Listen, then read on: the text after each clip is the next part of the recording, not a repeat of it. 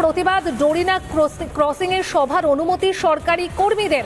আমরা বিস্তারিত জানবো আমাদের প্রতিনিধি প্রিয়াঙ্কার কাছ থেকে। প্রিয়াঙ্কা, সভার অনুমতি হাইকোর্টের, ঠিক কি কি উল্লেখ রয়েছে অনুমতিতে?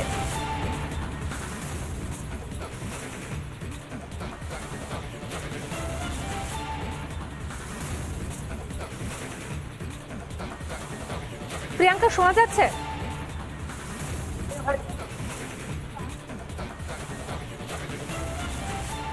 অভয়ের জন্য বিচারের দাবিতে প্রতিবাদ, ডোরিনা ক্রসিং এ সভার অনুমতি সরকারি কর্মীদের। সভার অনুমতি হাইকোর্টের, 19 সেপ্টেম্বর সভার অনুমতি হাইকোর্টের তরফে। আপনাদের আরো একবার জানাই, অভয়ের জন্য বিচারের দাবিতে প্রতিবাদ, ডোরিনা ক্রসিং এ সভার অনুমতি সরকারি কর্মীদের। সভার অনুমতি হাইকোর্টের। আমরা বিস্তারিত জানবো আমাদের প্রতিনিধি প্রিয়াঙ্কার কাছ থেকে। প্রিয়াঙ্কা, দেখো ভাই, ইতিমধ্যে যা বোঝা যাচ্ছে রাজ্যের আপত্তি তাই ভিক্টোরিয়া হাউসের সামনে নয়, ডোরিনা ক্রসিং এর সামনে সভার অনুমতি দিল কলকাতা হাইকোর্ট। এবং তাতেও রাজ্যের আপত্তি থাকার পরবর্তীকালেও আদালত স্পষ্টত জানিয়েছে 19 সেপ্টেম্বর 1000 লোক সভা করতে পারবে দুপুর 2টা থেকে রাত 9টা পর্যন্ত। যাবতীয় বিধি মেনে এই সভা শান্তিপূর্ণভাবে করতে হবে নির্দেশ কলকাতা হাইকোর্টের। নির্দেশ দেওয়া হয়েছে বিচারপতি রাজশ্রী ভরদ্বাজের তরফ থেকে।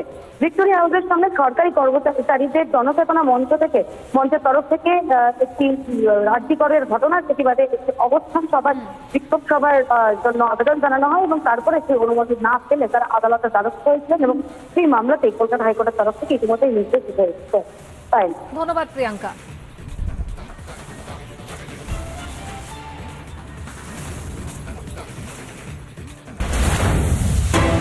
অভয়কাণ্ডের প্রতিবাদে ফেরালেন শিক্ষারত্ন সম্মান ফেরালেন মুর্শিদাবাদের অবসরপ্রাপ্ত শিক্ষক গোলাম মোস্তফা সরকার। ফিরিয়ে দিচ্ছেন সম্মান মূল্য 25,000 টাকাও। অভয়াকাণ্ডের প্রতিবাদে এর আগেও আমরা দেখেছি যে বিভিন্ন সম্মান ফিরিয়ে দেওয়া হয়েছে। এই মুহূর্তে প্রতিবাদে ফেরালেন শিক্ষারত্ন সম্মান মুর্শিদাবাদের অবসরপ্রাপ্ত শিক্ষক।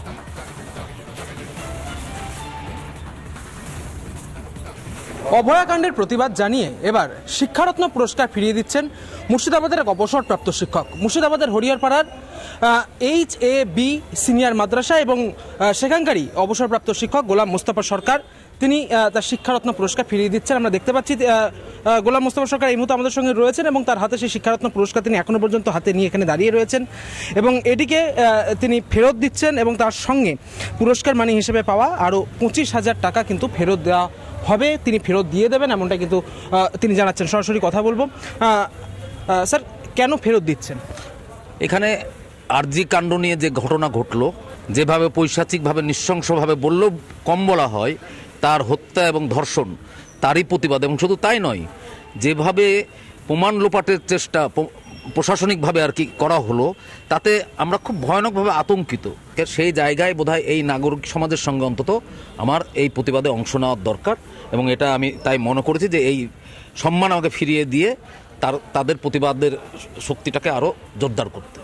দীর্ঘ আপনার যে কেরিয়ার, তারপরে এই শিক্ষারত্ন পুরস্কার আপনি পেয়েছেন, সেটাকে ফেরত দিচ্ছেন, খারাপ লাগছে কি কোথাও? ভীষণ ভালো লাগছে, কারণ আমরা পুরস্কারের জন্য করিনি। এবং 2016 সালে এই শিক্ষারত্ন পুরস্কার পেয়েছিলেন গোলাম মোস্তফা সরকার এবং এই মুহূর্তে অভয়াকাণ্ডের প্রতিবাদ জানিয়ে সেই শিক্ষারত্ন পুরস্কার তিনি ফেরত দিতে চলেছেন।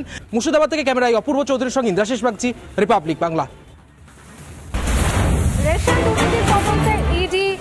রেশন দুর্নীতির তদন্তে তৎপর ইডি। বিভিন্ন জায়গায় আজকে সকাল থেকে ইডির হানা। দেগঙ্গাতেও ইডির হানা চলে, সমবায় ব্যাংকে ইডির হানা, সমবায় কৃষি উন্নয়ন সমিতিতেও তল্লাশি চালান ইডি আধিকারিকরা। রেশন দুর্নীতির তদন্তে একযোগে ইডির হানা।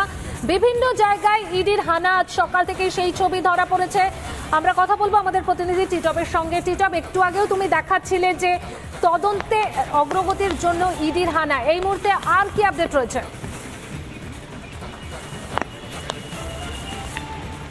দেখা একদম তাই, সকাল থেকে রাজ্যের বিভিন্ন প্রান্তের পাশাপাশি উত্তর 24 পরগনা, দেগঙ্গা এবং বারাসাতে ইডি তদন্তকারী কর্তারা তারা কিন্তু তদন্ত করছেন।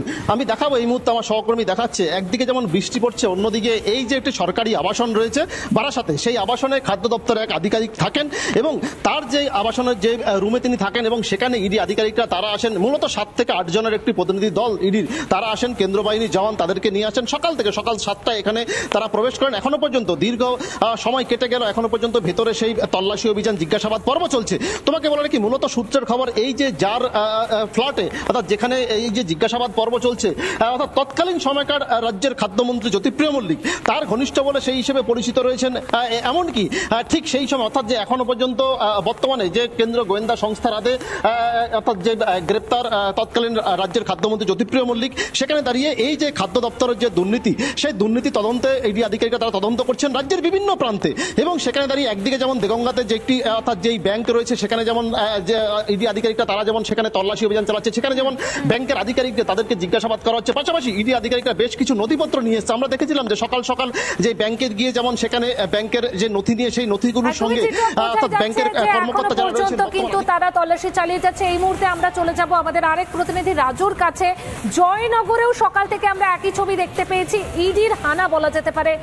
কি আপডেট এই মুহূর্তে?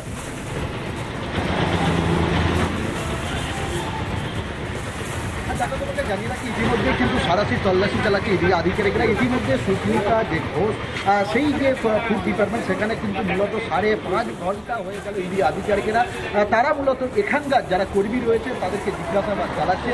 যেটি সূত্র মারফত জানা গিয়েছে যে 5টি কিন্তু গাড়ি এসছে এই যে জয়নগর উদ্দেশ্যে, এবং এই সুস্মিতা ঘোষ যে ডিস্ট্রিবিউট অর্থাৎ রেশন ডিস্ট্রিবিউট স্তরে সেখানে মূলত ভিতরে দেখাতে বলবো আমি আমার ভিডিও জার্নালিস্টকে যে রেশনের যে রেশন সামগ্রী মূলত মজুত করা রয়েছে। বাইরে কিন্তু সিআরপিএফ এর আধিকারিকরা তারা দাঁড়িয়ে রয়েছে, পাশাপাশি ইডির যে আধিকারিকরা তারা মূলত এখানকার যারা ম্যানেজার সহ যারা কর্মী রয়েছে তাদেরকে কিন্তু জিজ্ঞাসাবাদ করাচ্ছে। 5.5 ঘন্টা হয়ে গেল জিজ্ঞাসাবাদ পর্ব চলছে। তবে ইতিমধ্যেই কিন্তু যেহেতু তারা বিভিন্ন এই যে সুস্মিতা ঘোষের বাড়ি থেকে তারা মূলত খাতা কালেকশন করেছে এবং আরো এখানে 3টি গাড়ি এলেও এখনো পর্যন্ত ইডির 2টো গাড়ি বোঝাই যাচ্ছে যে 5.5 ঘন্টা ধরে তল্লাশি চলছে। পরে আবারও তোমার কাছে ফিরবো। এই মুহূর্তে আমরা আমাদের আরেক প্রতিনিধি রঞ্জিতের কাছে চলে যাব। রঞ্জিত, সোনাখালীতে রেশন গোডাউনের ম্যানেজার মিন্টু পালকে জিজ্ঞাসাবাদ করা হচ্ছে, কিছু কি গুরুত্বপূর্ণ তথ্য উঠে এলো?